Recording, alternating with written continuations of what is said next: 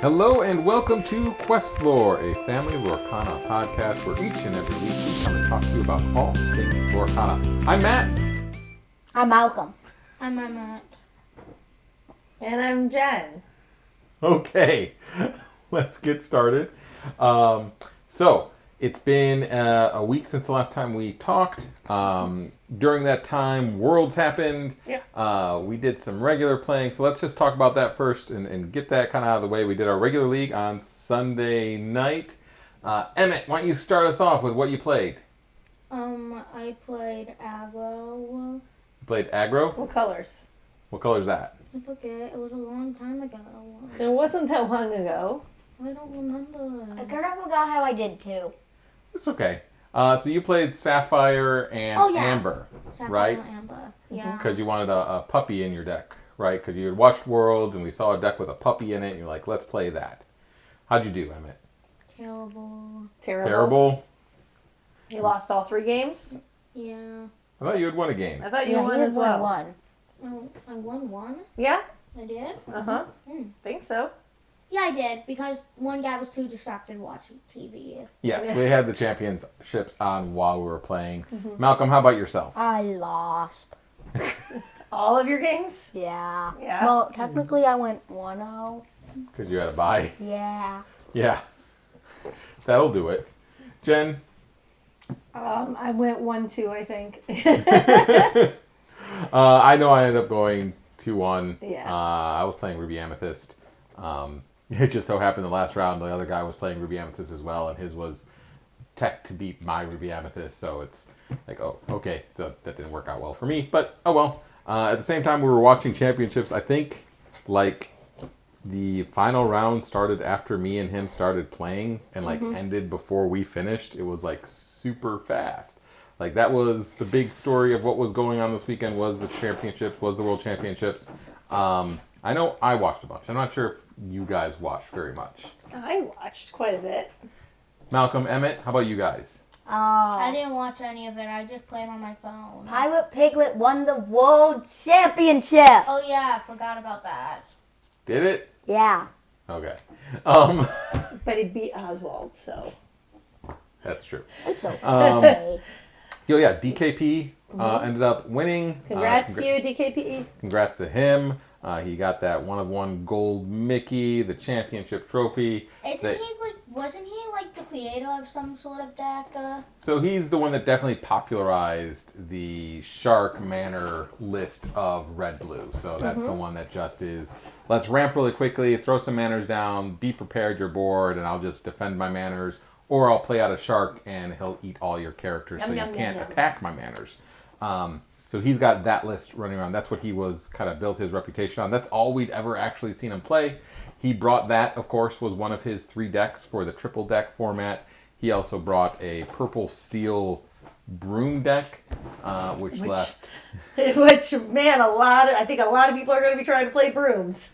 I mean, it's a broom deck, but I think it had like 2 different brooms in it. Yeah. So I don't... It's like there was a Sapphire Amber list running around that people were calling a puppy deck. It had 1 puppy in it. I don't know if you could call it a puppy deck when it has 1 puppy in it. Yeah. Same with the broom thing. I guess because it has Yensid and does some synergy stuff with the brooms, it's okay. And then he also had Amber and Emerald, which was another aggro deck. So it was the interesting thing about watching the triple deck. I had thought the whole time, well, you got to build your decks really differently because you can ban a color every single time you play it.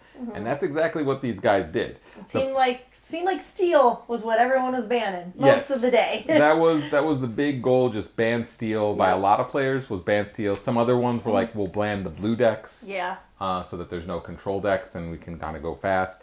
And that was also the story of the day, was most players had at least 1, if not 2, aggro decks. Yeah. Basically, they picked that aggro deck so they could always win a game on the play, because they were always going to get to play a game on the play, and then they wouldn't have to play with that deck again. They could play with the other deck that can beat an aggro deck. So, Worlds was like really fast.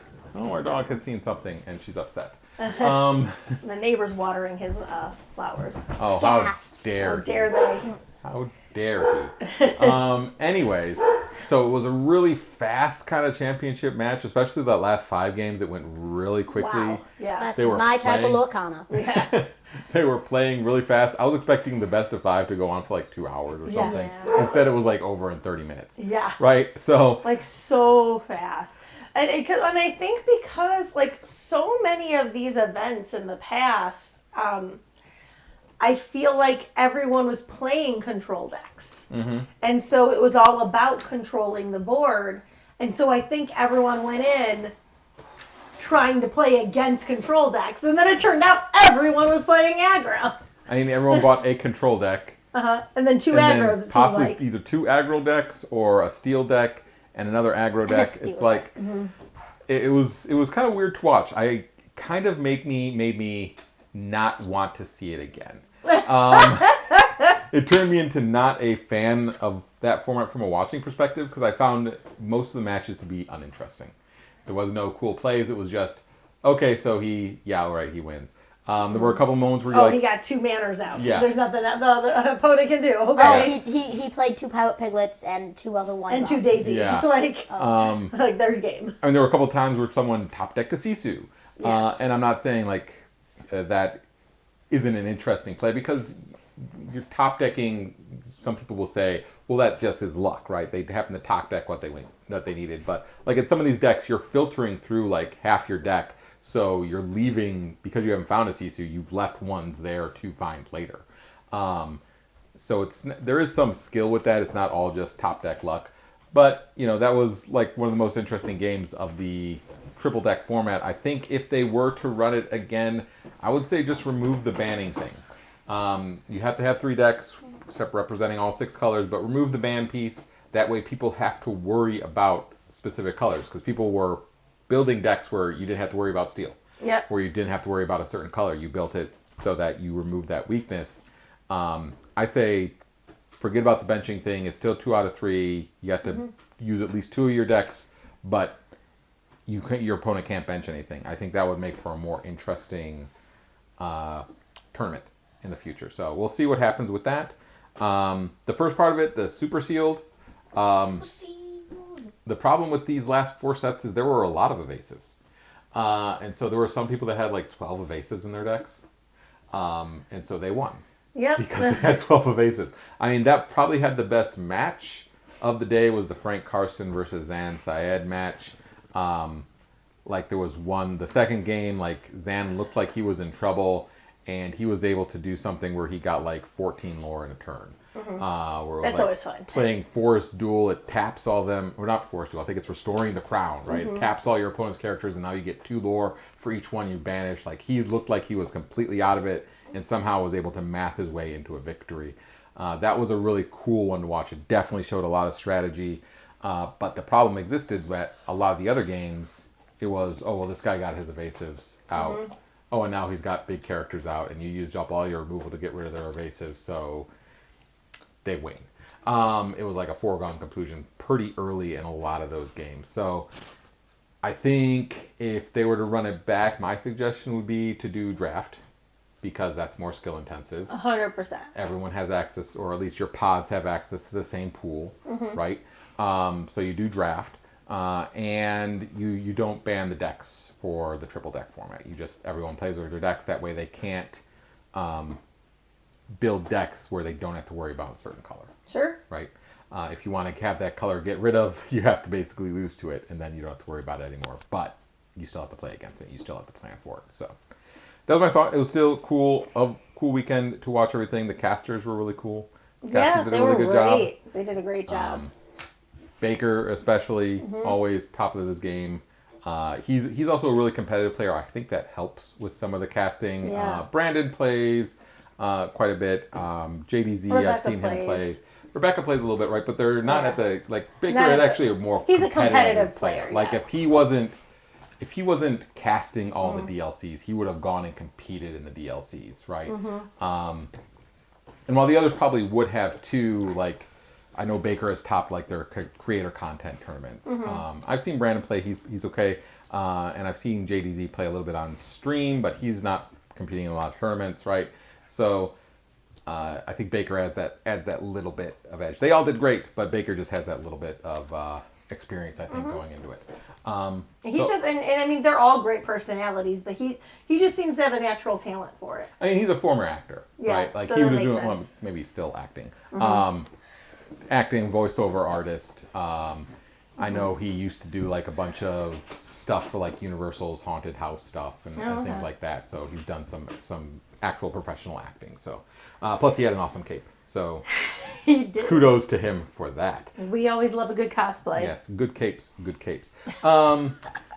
So they all are available, I believe, still on like Twitch video on demand. So go ahead and watch them if you haven't get a chance. It does show you a different way of playing Lorcana.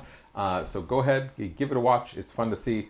But the main reason a lot of people were watching, right, were going to be the announcements. So we're recording this Thursday night. So we also have the information from the Lorecast that came out today. Yep. So we're going to Which kind of... isn't a lot more, but I think it just more clarified some things. It clarified a lot of things. Yeah. So it's not like ground-shaking information, but a lot of clarity that we can talk through this. Sure. So let's talk through some of the announcements. First, we'll talk with the actual DLC format. Well, sure. Well, hey, so Emmett, for North America and Europe, why don't you tell everybody what is this going to be like for DLCs for this next season? So day 1 is going to be 8 rounds of Swiss, which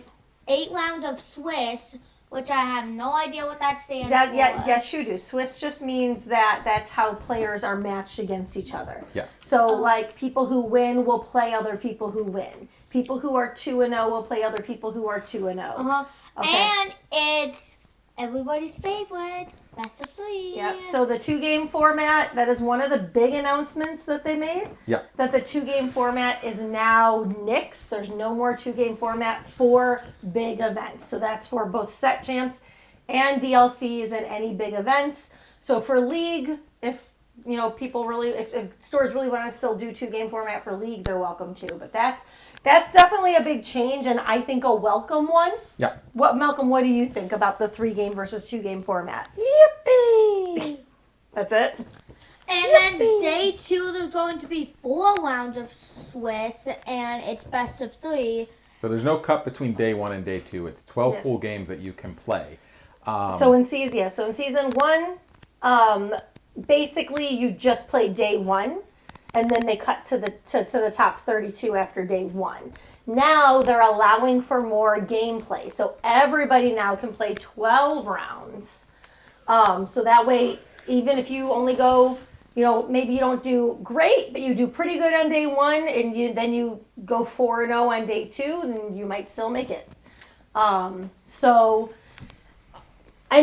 So it is still a pretty tough climb to climb. Yeah. So before it was 9 rounds. Yes. And the 2-game format, someone could go 2-0 5 times in a row and then just draw out the rest of them. Everybody could draw out. Yes. That was at that point. And that's what was happening, and so it was almost impossible for people to get into the top 32. Right. So after those 5 rounds, so you only had to play 5 games. In your best case scenario, right? Yes. Obviously not everyone could do that, but you only had to play those 5 rounds and then you could be done. Here, so one of the things they announced on the Lorecast is that the main events are going to be capped at 2,048, which was the max size from last season's DLC season. So 2,048 players, which means you have to be 10-2 in order to make it. Yes. Even at 10-2, there's still going to be some people with a 10-2 record that will bubble out. Yeah. What's 10 and 2? 10 wins, 2 losses. So basically, you can only lose twice and still have a chance to make it into the top 32 So out of the 12 rounds. Yep. So after 12 rounds, what do we cut to, Emmett? Top 32. And then that's going to be single elimination bracket style, best of 3. Best of 5. Oh, no, best of 3. And then the grand finals are best of 5. Yeah, just the top 2 will do best of 5. Yes. Not everybody. So the top 32 will eventually get down to 2 players. They'll do best of 5. So a welcome change. I haven't seen anyone that's like, oh no, I'm going to miss 2-game format. It's just going to be, all right, we're doing best of 3 now. We'll buy 2-game format. They did say on the Lorecast today, we're not saying it's gone. We're benching it for now. Yeah. Like, yeah, sure, it's gone. I'm sure, I know that, there's one of the stores we play at actually do a 2-game format, and there's a lot of people who kind of stopped going because they didn't like the 2-game format. Yeah, people don't go to their set champs because they did 2-game format. Yeah. I went last night. They still did 2-game format, but like the guy that normally has been running it for the past month or so was on vacation because it's 4th of July week. And I don't think the other guy knew or really cared. So we'll see how that goes, changes going forward. But set champs are not supposed to be 2-game format anymore. Up next, they did announce the Infinity format. So Malcolm, what's Infinity? You can use any cards from any set. Right. So with rotation coming after set 8, Infinity is the format where you can do after set 8. So when set 9 releases, that's when the rotation will happen. Yep. So there'll be the Infinity format where you can use any cards that had, whether they've been rotated out or not. Unless they've been banned. Yep. Each challenge will have an Infinity constructed side event. Challenge number 3 will feature an Infinity constructed main event. So the main event will be Infinity, not just whatever the current set is. So with how far away that is, there'll be another like 3 more sets out before then What's to like the main figure it event? in. The main event is the main thing where you have the 2,000 players playing against each other. Side events are everything else. So does challenge 3 mean like the one in Indianapolis? Yes. Okay. So for us, that's the one in Indianapolis. And then in Europe, I don't remember. For Europe, whatever it is, I didn't copy the slide for Europe because I don't have got you. So in the United States, at least, or in North America, but they're all in the United States, both Wisconsin and Virginia will only be using what's currently legal. Right.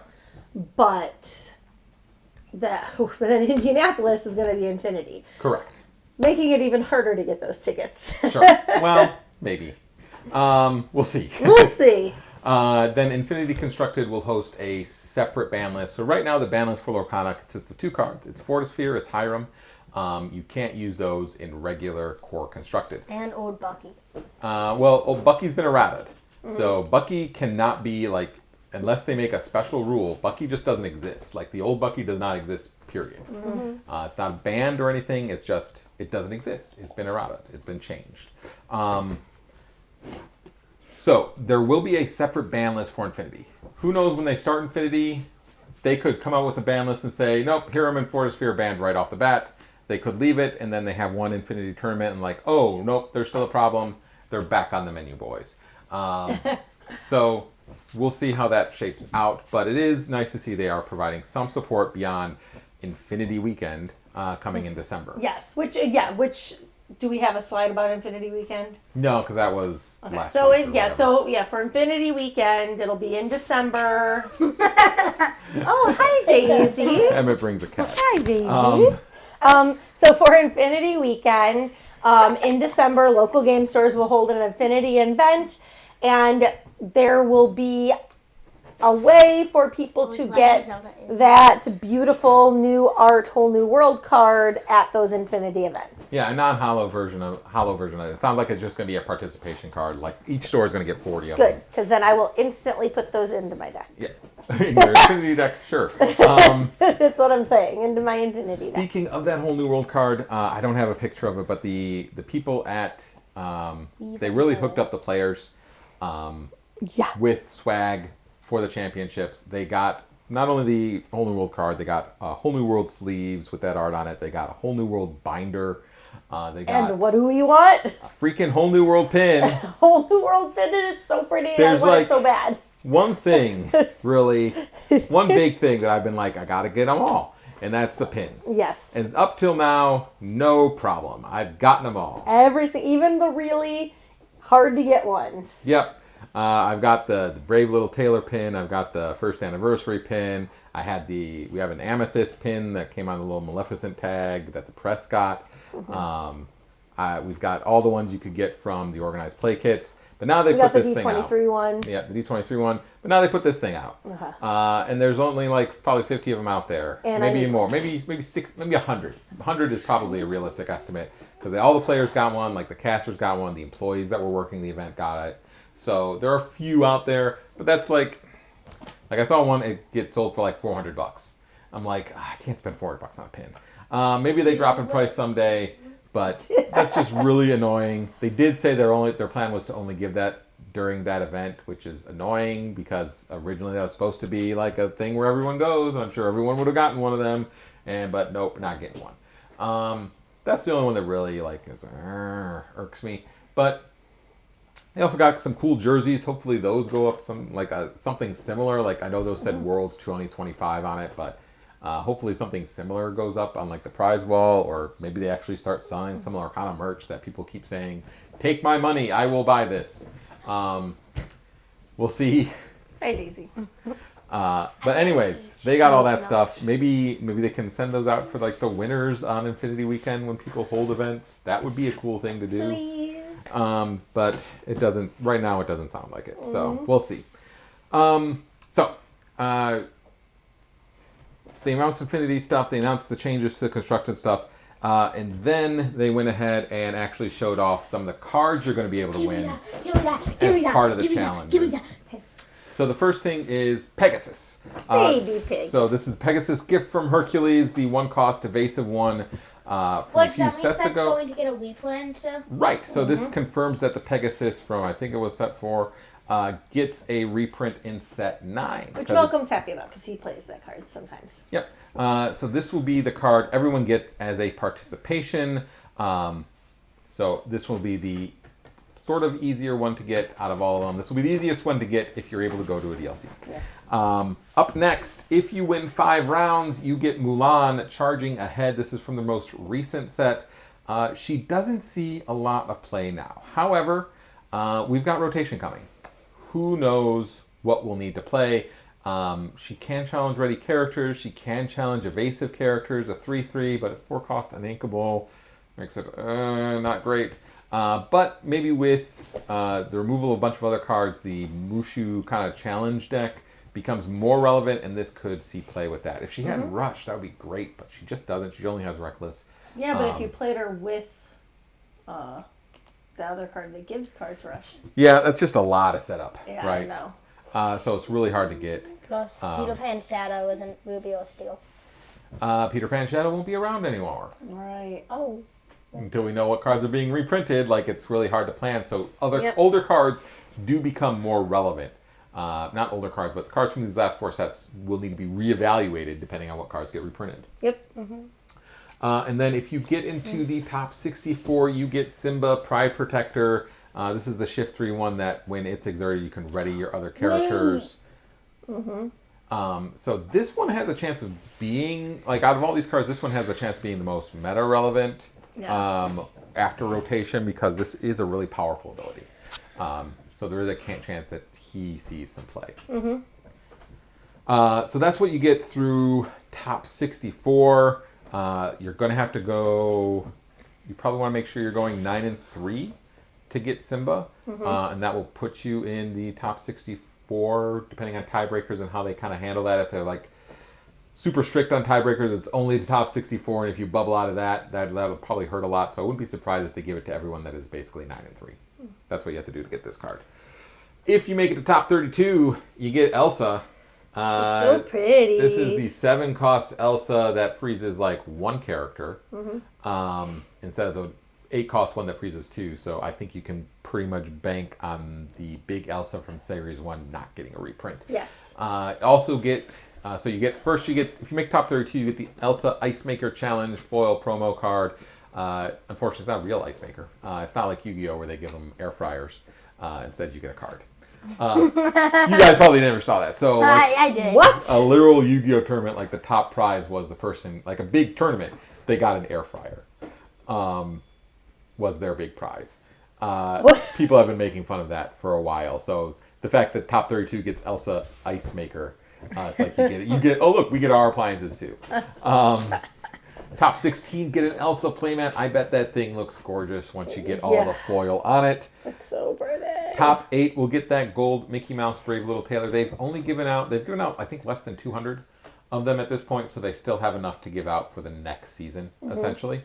Top 4 get a foil uncommon uncut sheet. So you basically you're going to get a sheet of the uncommons from the current set. It's going to be uncut and they'll be foil. It'll be a great piece of artwork. If you are traveling to the DLC and you're flying in, it might be a little bit hard to transport home. So hopefully, if you are that good, I'm sure you'll figure something out. If you make it to top 2, you get a foil set, including enchanteds and epics. Note, you do not get the iconics that will be present in set 9 and forward.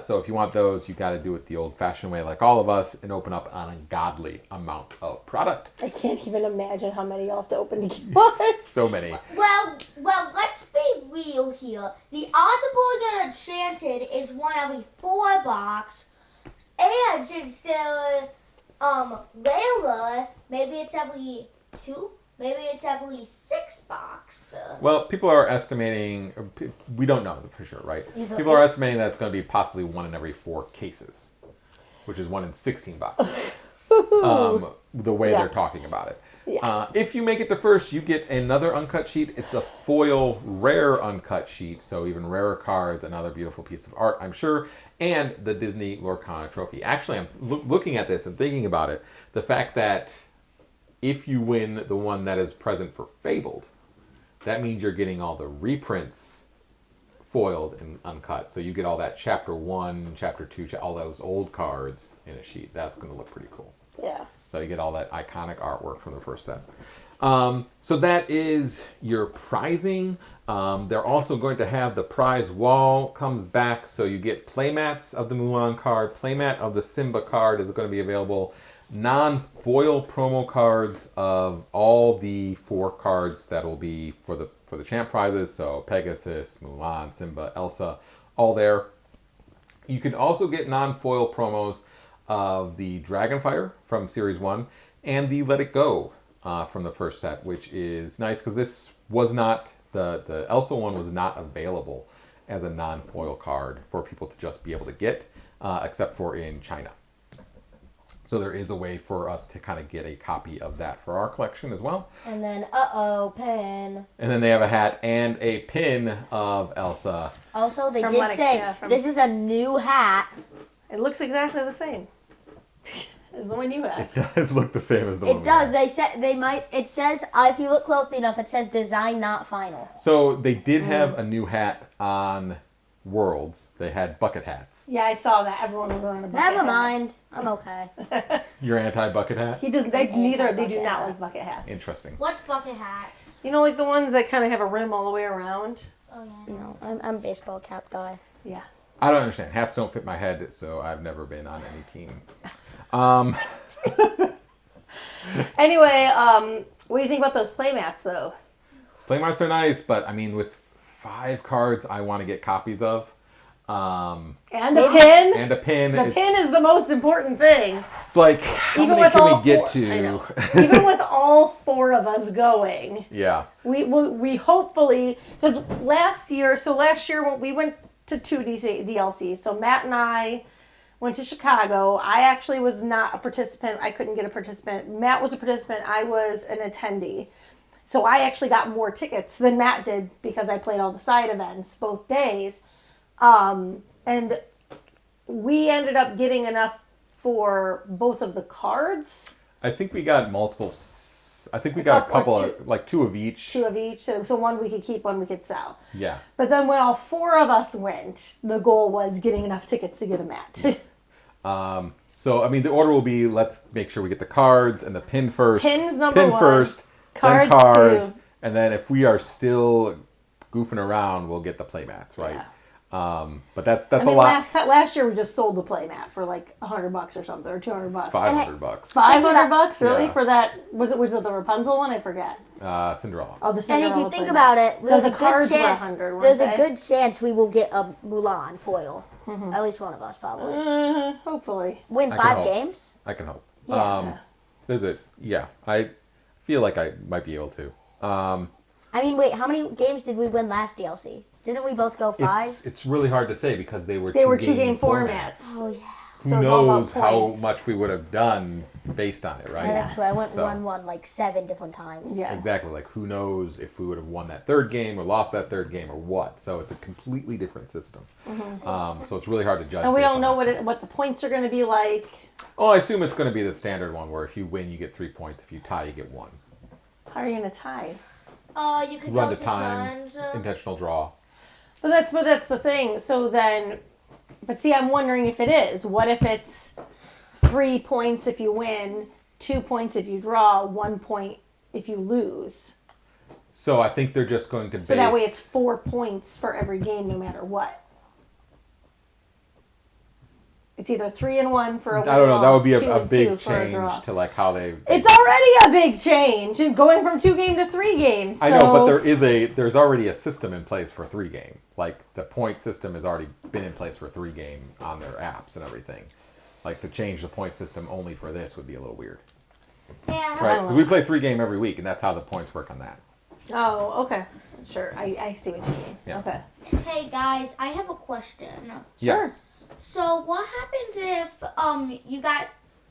if somebody's on their second game and they go into turns, then they run out of turns, and so one person has 1 game and the other person Then has you draw. No. Oh, no? He's saying if one person won 1 game, and they only finished 1 game, Oh, then they that win. person wins. Yes. Yep, that's how that works. It affects like tiebreakers. It affects like the 4th or 5th tiebreaker, but yeah, only one person would win. One person would win, and they get all the points for it. Mm-hmm. So the prize wall. So we know what we're playing for. We know the format now. All good stuff. All this has been received mostly positively so far. Everything we've gone over. People are a little like, why couldn't you have picked a better card for all the cards? Right? It's like. I mean, other than Pegasus. You've got Shark, you've got Scrooge. Like, pick some of these cards that are actually seeing a lot of play. That when you printed them, you must have known. Hell, a Sapphire Coil, right, would have probably been better than the Mulan. Yes. The Simba's okay. Same with Pegasus. Pegasus is okay, but I mean, the Mulan is like really, and the Elsa is also like. I get you want to throw a princess in there. There must have been some other princess that has been seeing some play from the last 4 sets. Sure. Or that you're reprinting. Do Rapunzel again if you're reprinting her. Yeah. I will say the only negative thing that I know we've kind of felt is only 3 in all of North America. Right. So that's the next thing, Seems, right? Is the schedules for all the seasons. Mm-hmm. So we brought up the ones for North America: Milwaukee, Richmond, Indianapolis. Only 3. They confirmed that on the Lorecast. They don't have plans. They finally already announced the championship at the beginning when they released the challenges. Man, if only they did that when the first season of challenges did that. Sure. Okay. Well, buddy, look, we're past that. We're salty about other things now. Yeah. So, 3 challenges. Do you guys know how many challenges we had in the North America last year? 6. 6. Oh. Europe also. Yes. Europe, 5 in the United States, 1 in Canada. Yes, in North America, so there were 6. In Europe, they had 4. They're also only getting 3. None of which are in the UK. None of the ones in North America are in Canada or Mexico. None are even on in the western half of the United States. Yes, or in mostly most of the South. Yeah.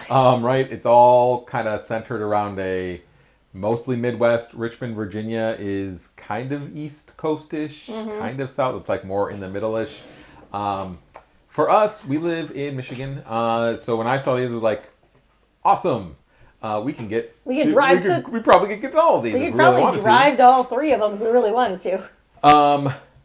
The only one that's like is Richmond because it's in early January. Yes. And that's like icy drive for 10 hours is a bit much. Especially since we'd be driving through West Virginia mountains. And the only thing is it's on Martin Luther King Day weekend, probably. Right? Oh, so then I probably couldn't do it. I usually travel for work that weekend.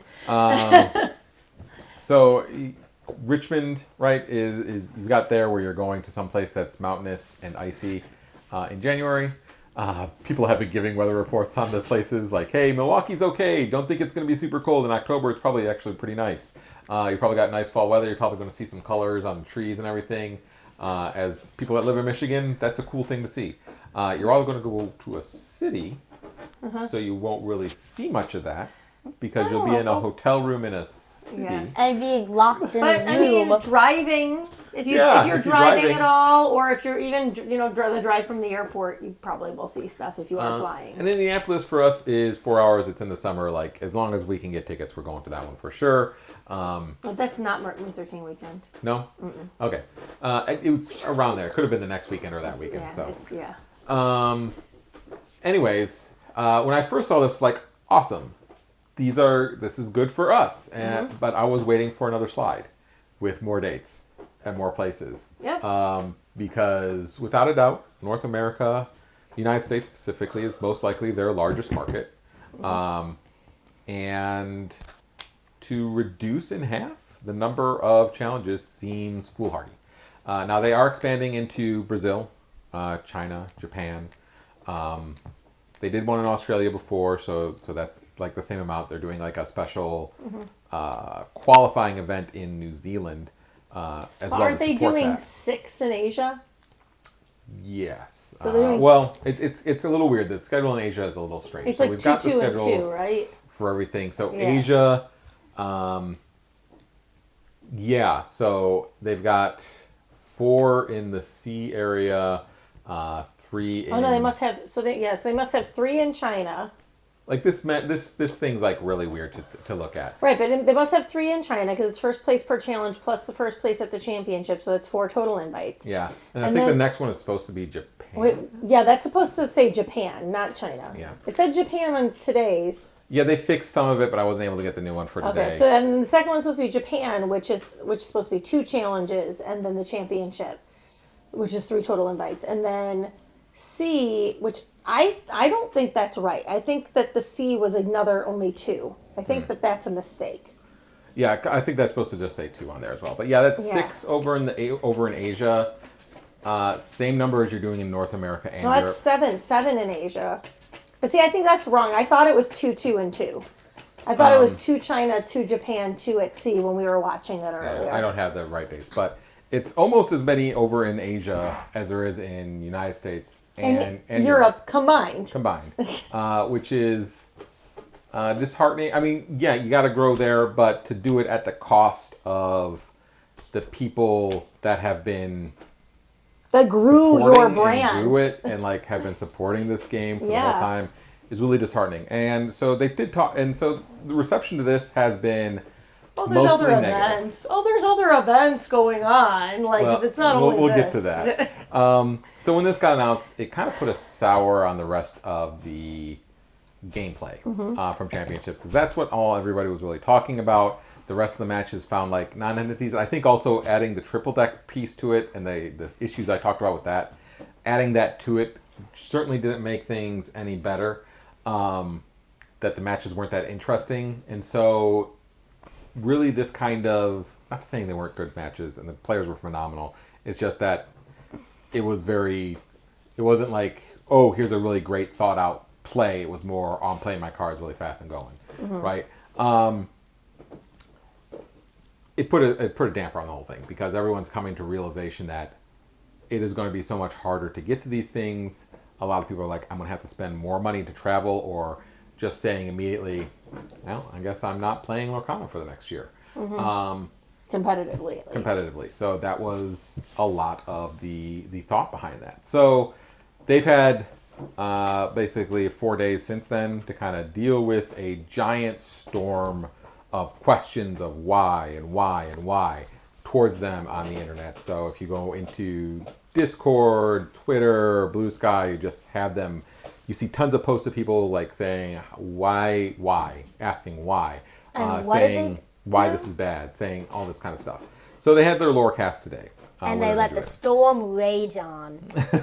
I wasn't watching the Twitch chat while it was going by. I'm sure that was that was probably something. You've got a lot of people that were kind of trying to defend them, saying, well, they're trying to grow the brand. They're trying to do this. We can't have everything. We should just be happy that we have these. At least we know all the dates ahead of time. And like, okay, great. Yeah, we know the dates ahead of time. Fantastic. Not enough for most of us, me included. And their basic attitude today was, this is what we had time to plan for. This is the place. This is these are the places that could meet our needs in the time that we had to schedule all this and get all this information out. To which I say, baloney. essentially they changed. My thought is they changed tournament organizers from PPG to something else. I forget what they're called, like featured games or something, which happens to be based out of the Midwest. So the fact that all of the challenges are in the Midwest speaks that, well, they just went with the areas that they knew. They also went with cheaper cities. So cities like Indianapolis, Milwaukee, and Richmond are going to be on the cheaper side when you compare it to Las Vegas and Seattle and anywhere in California, New York, Chicago. Those cities that they picked are cheaper. So it's going to be less expensive for them to run it. It's also less expensive for us to visit, though maybe more expensive to fly because there won't be as many flights there.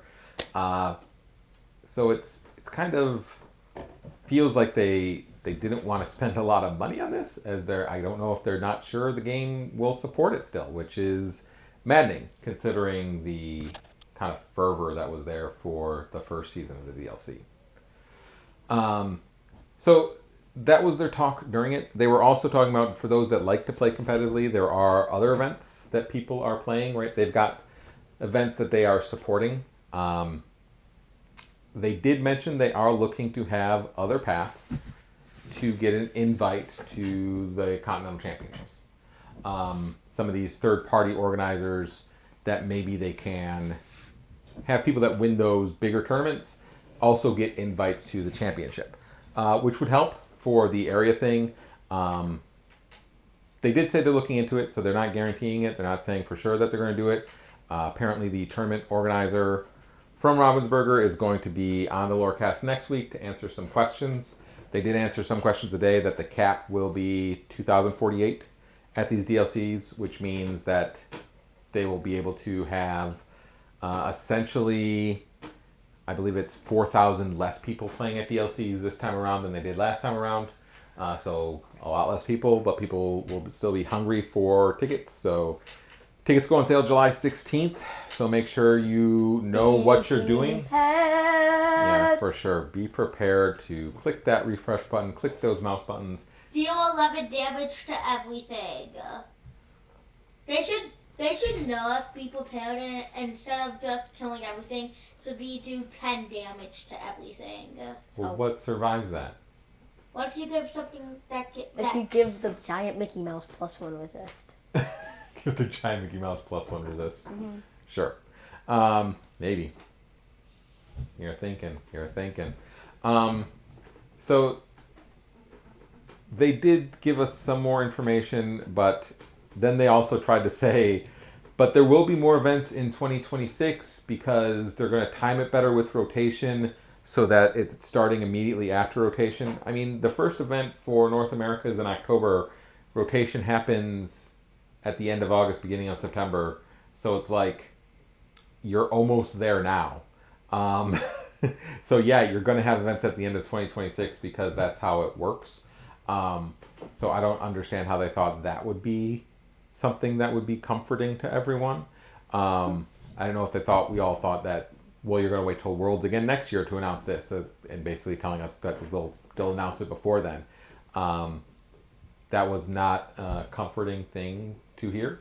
It was just, okay, yeah, but that means for the next year, we have 3 chances to play this competitively.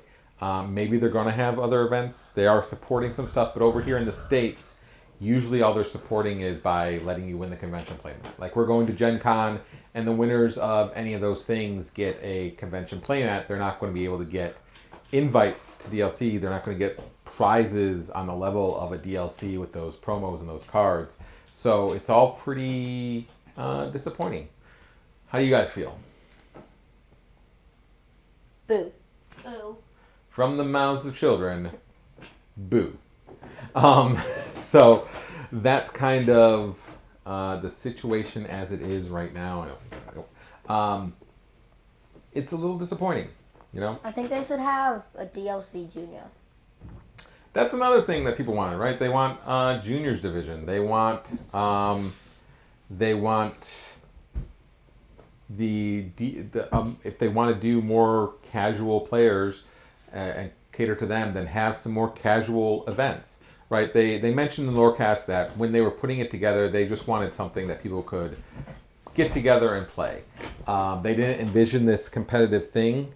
I'm not 100% sure why, but they've supported the competitive thing. And so to give us this thing and then to scale it back is a problem.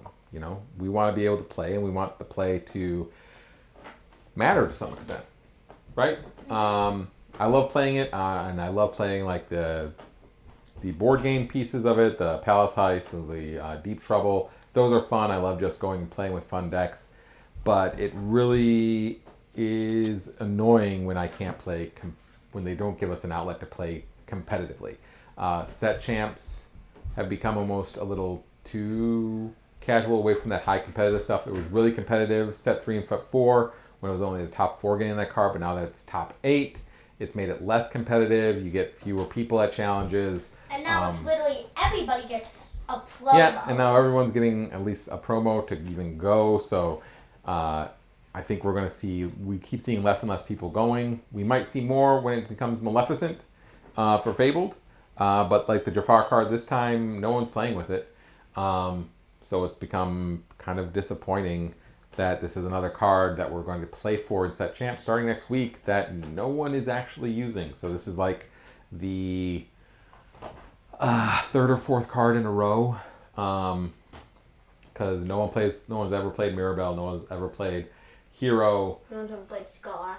no one's ever played Scar, so this is like the fourth one in a row. Like, at least Stitch was played a bit. Stitch was played. Ursula gets played every once in a while, but the last 3 before then, just nothing.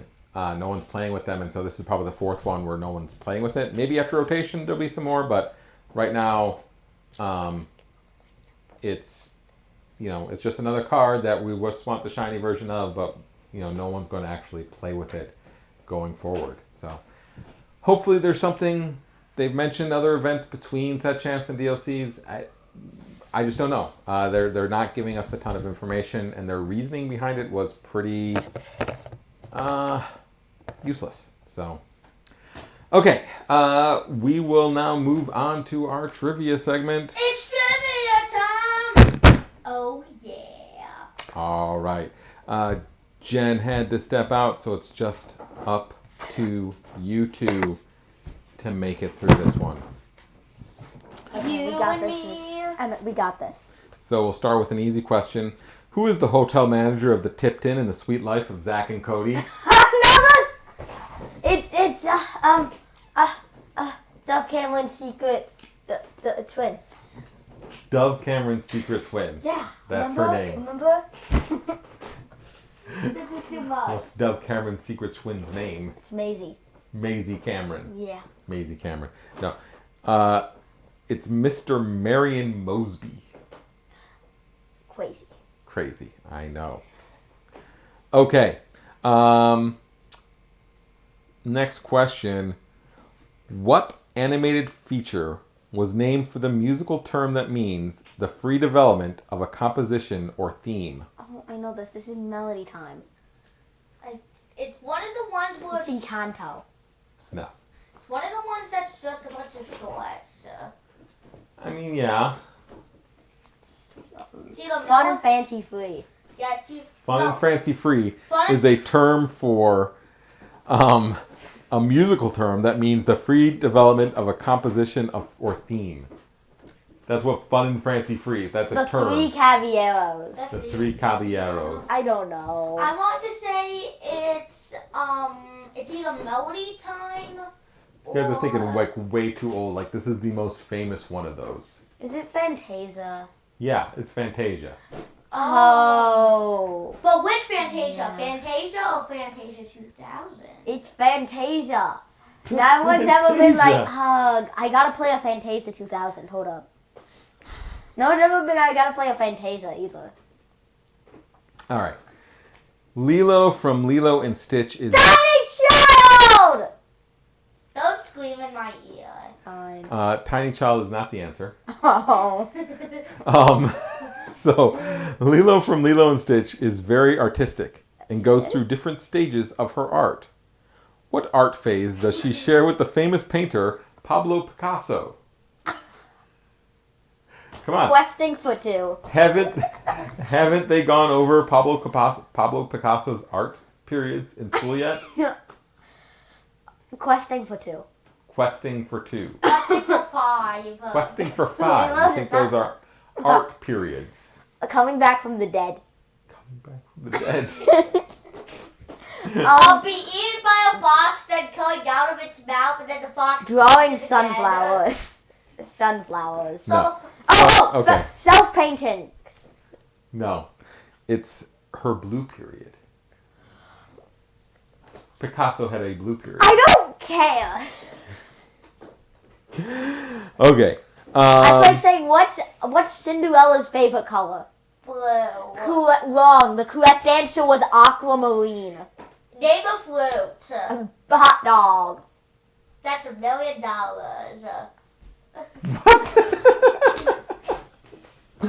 Okay. Wow. Things goes off the rail when Mom's not around. By the end of Frozen 2, what does Elsa do in order to remain in the Enchanted Forest? She dies, doesn't she? She turns frozen. A. Abdicates the throne of Arendelle to Anna. Oh. B. Freezes the forest with her powers. C. Repairs the broken dam. Or D. Becomes ruler of the Northuldran people. It's one. It's A. It's number A. I think, it's the one about the enchanted wood. No, it's not. It's A. What's A again? Anna becomes queen. Oh, yeah, it's A. Yes, it's A. She abdicates her throne. That is correct. All right, here we go. What is the name Oswald.